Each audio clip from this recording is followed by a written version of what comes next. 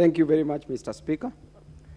Mr. Speaker, the internegram between Azimio One Kenya coalition and the Kenya Kwanza is keyword, Mr. Speaker, in the apex of the law, in the supreme law of the land, and in the Constitution in Article 108 sub-Article 2 that was also read by Honorable Kimani Ichung'wah. Mr. Speaker, the article is clear that the leader of majority shall be the leader of the majority party or coalition of parties.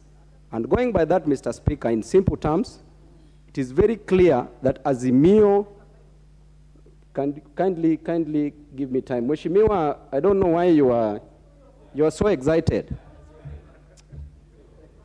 Mr. Speaker, going by that fact, it is very clear, Mr. Speaker, that Azimio One Kenya coalition party is the majority party in the National Assembly. Mr. Speaker, going by the, just keep quiet, one. I know you know only was English, so just keep quiet. Mr. Speaker, going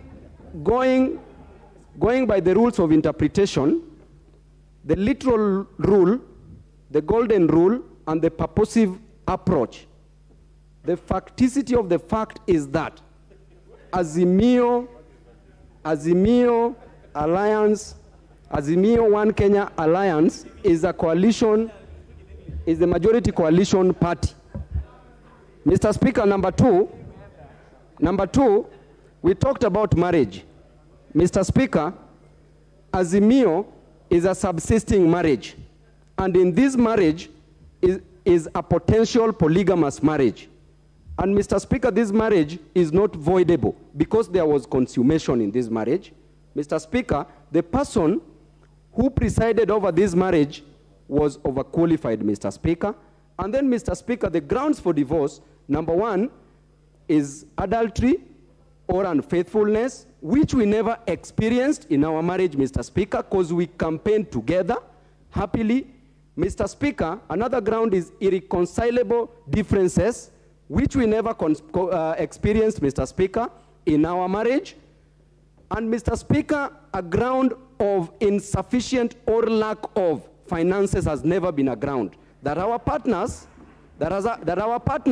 having seen that Kenya Kwanza was forming the government, they ran away. Mr. Speaker, that marriage is not voidable. Lastly, Mr. Speaker, when we talk about Article 36, as quoted by Honorable Didmas Baraza on the Bill of Rights, the right to associate, Mr. Speaker, there are limitations to the bills of right, including the right to life.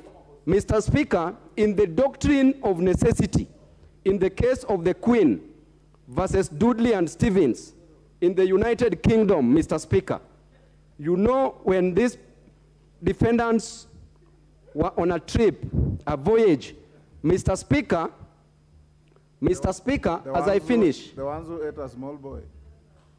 Yes. Yes. Thank you, Mr. Speaker. Mr. Speaker, the two defendants killed Mr. Parker and fed on him, ate him.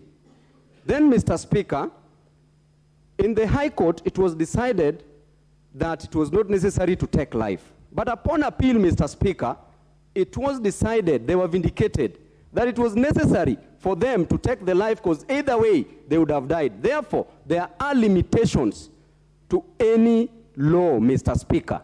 Be that as it may, Mr. Speaker, our marriage was... Babu, the court said they should have cast lots as to who should be eaten.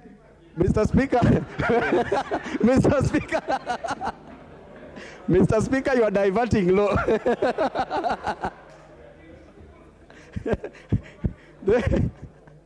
Therefore, Mr. Speaker, in conclusion, I would like to say that this requires simple interpretation, and we've already been given direction by the majority leader and the majority whip, Honorable Junet, and the majority leader, Honorable Wandai, on the direction to take on this matter, Mr. Speaker. Thank you. Honorable